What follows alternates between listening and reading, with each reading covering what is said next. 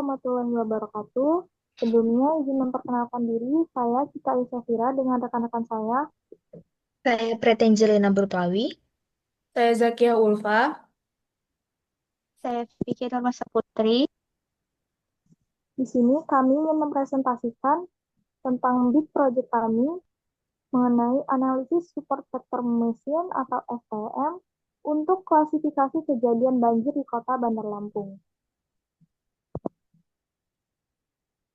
Nah,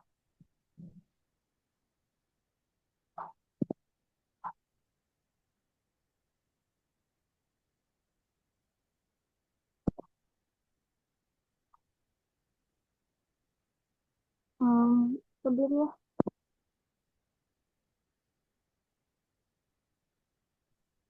Sorry guys, laptopnya nge-lag, sumpah.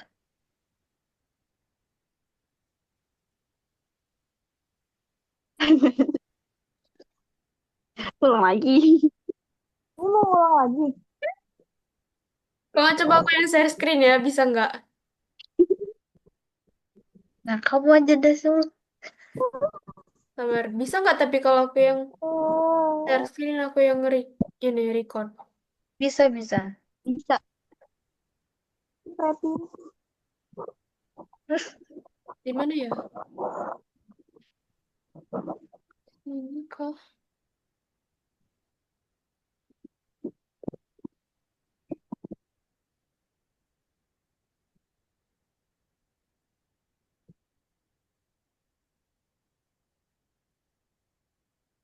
Nggak ada sih. Nggak bisa, nggak bisa. Di mana nih anjir? eh, Bar. Ini biar full screen gimana dah? Itu yang titik tiga tuh. Ini. Titik Hmm. tiga, pilih present. Oh gitu caranya. Nah, Nah, mulai ya. hmm. 1, 2, 3. Assalamualaikum warahmatullahi wabarakatuh. Sebelumnya izin memperkenalkan diri, nama saya Cika Isafira dengan rekan-rekan saya. saya Pretenjelena Berpawi. Saya Zakia Ulfa. Saya Vicky Ramasa Putri. Di sini kami ingin mempresentasikan mengenai big project kami, mengenai analisis support vector machine atau SVM untuk klasifikasi kejadian banjir di Kota Bandar Lampung. Nah, hal yang melatar belakangi penelitian ini yaitu kemajuan teknologi analisis data memungkinkan pemanfaatan metode komputasional seperti machine learning untuk mendeteksi dan memprediksi kejadian berdasarkan data historis, terutama dalam konteks kebencanaan. Fokus utama dalam machine learning adalah bagaimana mengenali pola-pola yang kompleks secara otomatis serta mengambil keputusan cerdas berdasarkan data. Dalam kajian kebencanaan, sangat penting untuk mengidentifikasi dan mengklasifikasikan kondisi-kondisi yang berpotensi menyebabkan bencana. Salah satu metode yang efektif untuk melakukan klasifikasi data adalah Support Vector Machine atau SVM. Support Vector Machine atau SVM adalah metode klasifikasi yang efektif karena mampu memisahkan kelas data dengan hyperpoint optimal, menjadikannya cocok untuk analisis data di bidang lingkungan dan kebencanaan. Maka dari itu, SVM sangat sesuai diterapkan dalam berbagai permasalahan klasifikasi dan prediksi termasuk dalam bidang lingkungan dan kebencanaan. Penerapan metode ini menjadi sangat relevan ketika dihadapkan pada bencana alam yang sering terjadi saat ini seperti banjir. Banjir merupakan salah satu bencana alam yang sering terjadi di berbagai wilayah. Banjir merupakan bencana alam yang umum terjadi khususnya di Indonesia yang disebabkan oleh faktor alam seperti curah hujan dan faktor manusia seperti perubahan penggunaan lahan serta buruknya sistem drainase. Kota Bandar Lampung memiliki Menurut penelitian oleh Yasino Anwar, banjir dapat menyebabkan kerusakan rumah, lahan pertanian, hilangnya hewan ternak, serta terganggunya aktivitas ekonomi akibat akses jalan yang terendam air. Kemudian, penelitian lain oleh Dodi Adinugroho dan Yuandari Handayani menunjukkan bahwa penyebab utama banjir meliputi curah hujan tinggi, jenis tanah, tingkat kelerengan, perubahan tata guna lahan, dan buruknya sistem drainase. Dalam konteks teknologi, menurut penelitian Agnes Krenika et al. Pada tahun 2023, algoritma SVM terbukti sangat efektif dalam mendeteksi banjir berdasarkan data sensor dengan akurasi pelatihan dan pengujian mencapai 100%. Kota Bandar Lampung merupakan salah satu wilayah di Indonesia yang memiliki tingkat kerentanan tinggi terhadap bencana banjir. Sehingga penting untuk menerapkan metode seperti SVM dalam mengklasifikasikan data historis kejadian banjir guna mendukung upaya mitigasi yang lebih efektif. Next.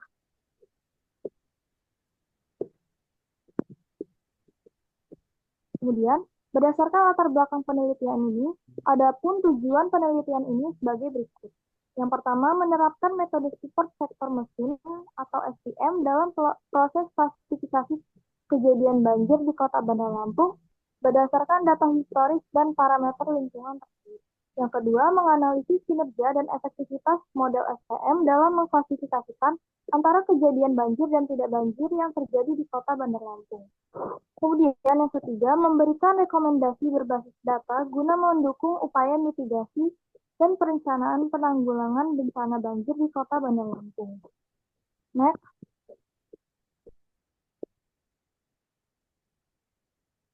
Kemudian, hasil dari penelitian ini diharapkan memberikan manfaat sebagai berikut. Yang pertama, menambah wawasan dalam bidang klasifikasi, khususnya dalam penerapan metode support sektor mesin atau SVM untuk mengklasifikasikan kejadian banjir di Kota Bandar Lampung. Kedua, memberikan kontribusi praktis dalam membantu pihak-pihak terkait, seperti pemerintah daerah dan Badan Penanggulangan Bencana Daerah atau BPBD, dalam mengidentifikasi wilayah rawan banjir berdasarkan data historis dan parameter lingkungan. Kemudian yang terakhir, mendorong pemanfaatan teknologi kecerdasan buatan dalam pengambilan keputusan yang lebih tepat dan berbasis data pada situasi darurat kebencanaan. Selanjutnya akan dilanjutkan oleh teman saya.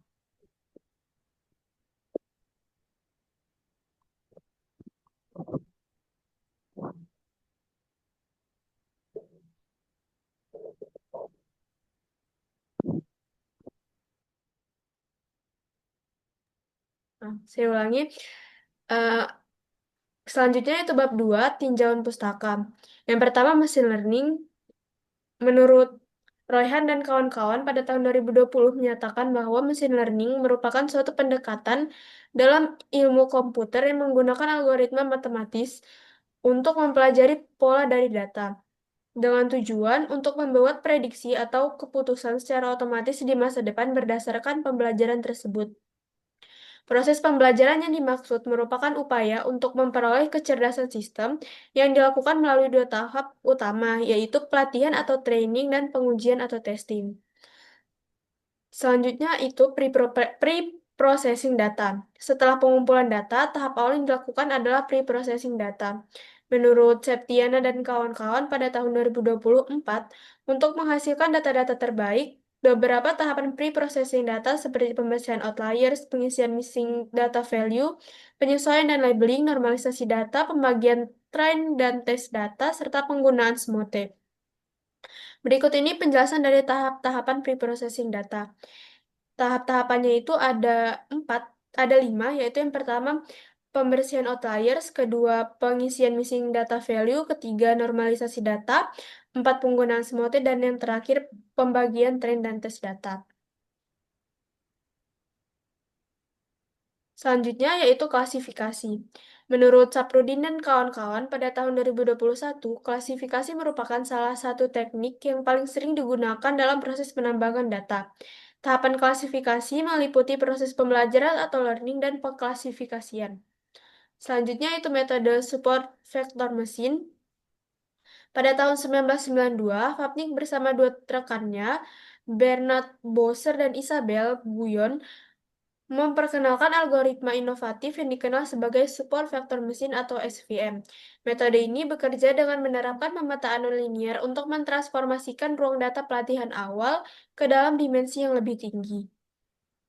Selanjutnya itu ada confusion matrix. Confusion matrix sendiri merupakan metode evaluasi yang digunakan untuk mengidentifikasi kesalahan dalam proses klasifikasi oleh algoritma machine learning, terutama ketika output terdiri dari dua kelas atau lebih. Selanjutnya itu banjir. Banjir merupakan kondisi di mana volume air sungai meningkat secara signifikan dibandingkan kondisi normalnya. Biasanya disebabkan oleh hujan deras yang terjadi terus-menerus di bagian hulu atau wilayah tertentu. Ketika kapasitas aliran sungai tidak mampu menampung air tersebut, maka air meluap dan membanjiri area di sekitarnya. Selanjutnya yaitu metodologi penelitian. Adapun penelitian ini dilakukan set- pada semester genap tahun ajaran 2024-2025 dan bertempat di jurusan Matematika, Fakultas Matematika dan Ilmu Pengetahuan Alam Universitas Lampung. Selanjutnya, data yang digunakan itu merupakan data sekunder yang diperoleh dari situs resmi Kaggle, yaitu data penelitian. Data yang digunakan merupakan data sekunder yang diperoleh dari situs resmi Kaggle. Variabel yang digunakan yaitu suhu udara, kelembapan udara, kecepatan angin permukaan, kondisi monsun, jumlah curah hujan harian, serta total curah hujan dalam satu minggu dengan variabel target yaitu apakah terjadi banjir atau tidak pada suatu waktu tertentu. Selanjutnya, metode penelitiannya yang pertama itu ada pengumpulan data. Data yang digunakan dalam penelitian ini merupakan data sekunder yang diperoleh dari situs Kaggle. Dataset tersebut memuat informasi tentang kejadian banjir di Kota Bandar Lampung. Selanjutnya, tahapan yang kedua itu pre-processing data. Beberapa tahapan pada langkah ini yaitu pembersihan outliers, pengisian missing data value, penyesuaian data dan labeling, normalisasi data, pembagian tren dan tes data, serta penggunaan SMOTE. Selanjutnya, yaitu tahapan yang ketiga, implementasi machine learning. Data yang telah dianalisis tadi, selanjutnya diolah menggunakan algoritma terbaik untuk data. Dalam konteks ini adalah SVM, diterapkan beserta parameter terbaiknya. Selanjutnya, analisis metode machine learning. Tahap ini menganalisis performa model klasifikasi SVM yang telah dibangun. Evaluasi model dilakukan dengan menggunakan confusion matrix. Baik, selanjutnya akan dilanjutkan oleh rekan saya. Baik, selanjutnya adalah hasil dan pembahasan, di mana data yang kami gunakan dalam penelitian ini merupakan data kejadian banjir yang tercatat di Kota Bandar Lampung selama periode tahun 2010 hingga tahun 2020. Data ini mencakup variabel-variabel meteorologi dan lingkungan, seperti yang sudah dijelaskan oleh rekan saya, yaitu ada suhu udara, kelembapan udara, kecepatan angin permukaan, monsun atau lamanya penyandaran matahari, jumlah curah hujan harian, total curah hujan dalam satu minggu, serta variabel target berupa status terjadinya banjir, iya atau tidak. Di mana data ini bersumber dari situs resmi Kaggle yang dapat diakses pada link berikut. Selanjutnya,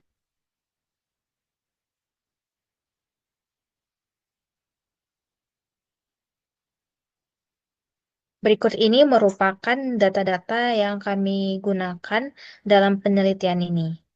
Selanjutnya,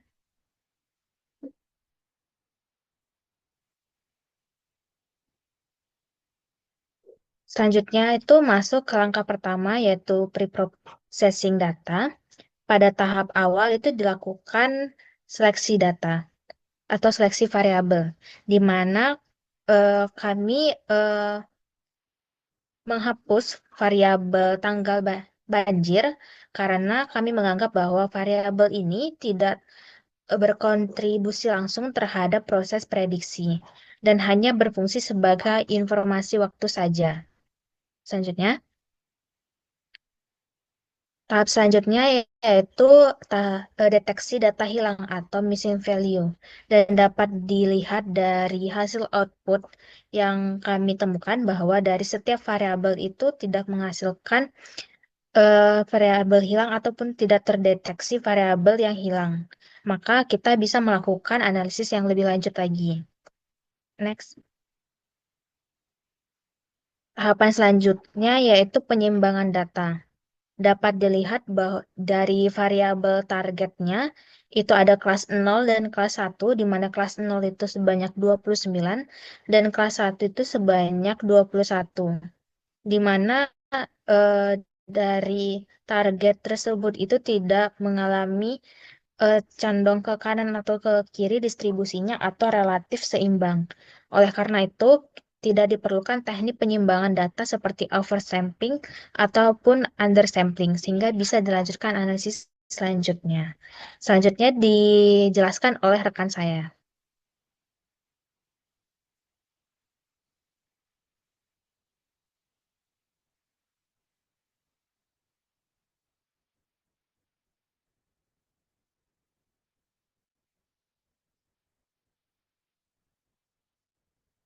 Vicky nggak ada suaranya.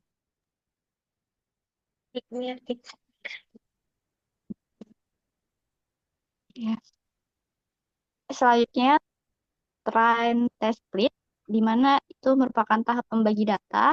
Karena data di sini sangat kecil, sehingga kami akan membandingkan 80/20, yang artinya 80% itu data akan dilakukan training dan 20% sebagai data testing. Nah, pada hasil tersebut dapat dilihat ada 40 data yang akan dilakukan training dan 10 data yang akan digunakan untuk testing. Selanjutnya,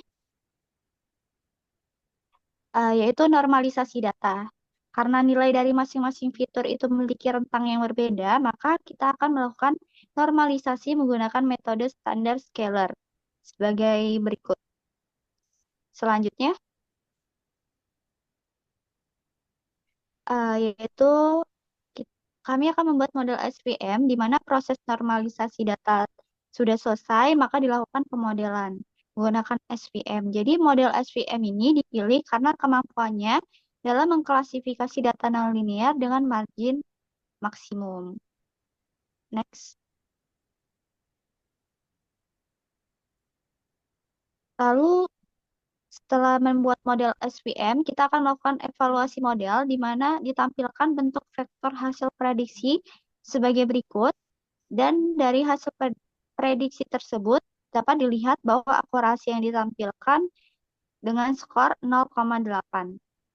Next. Dapat dilihat bahwa akurasi dari model yang didapatkan sebesar 0,8 dan sudah mendekati 1, berarti model ini sudah cukup baik dalam mengklasifikasikan. Selanjutnya akan dilihat dalam confusion matrix berikut. Next. Dari hasil dan pembahasan, maka kita dapat simpulkan model SVM berhasil dibangun dengan memanfaatkan variabel suhu udara, kelembapan, kecepatan angin, arah angin, curah hujan harian, dan curah hujan mingguan sebagai prediktor untuk memodelkan kejadian banjir. Lalu pada model SVM ini menunjukkan akurasi sebesar 80% pada data uji yang mengindikasikan bahwa model ini memiliki kinerja yang baik dalam mengenali pola kejadian banjir. Meskipun masih terdapat beberapa kesalahan klasifikasi yang dapat dikurangi dengan peningkatan model. Selanjutnya, Pak, berdasarkan confusion matrix tersebut, model ini mampu mengenali sebagian besar kejadian dengan baik.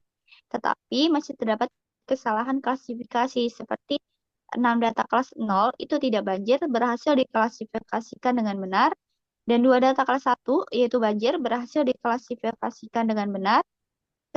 Satu data kelas 0 yaitu salah yang diklasifikasikan sebagai banjir, dan satu data kelas 1 salah diklasifikasikan sebagai tidak banjir. Yang ini menunjukkan bahwa model cukup efektif namun masih dapat ditingkatkan. Next. Berikut merupakan daftar pustaka yang kami ambil dari beberapa referensi. Kami akhiri. Wassalamualaikum warahmatullahi wabarakatuh.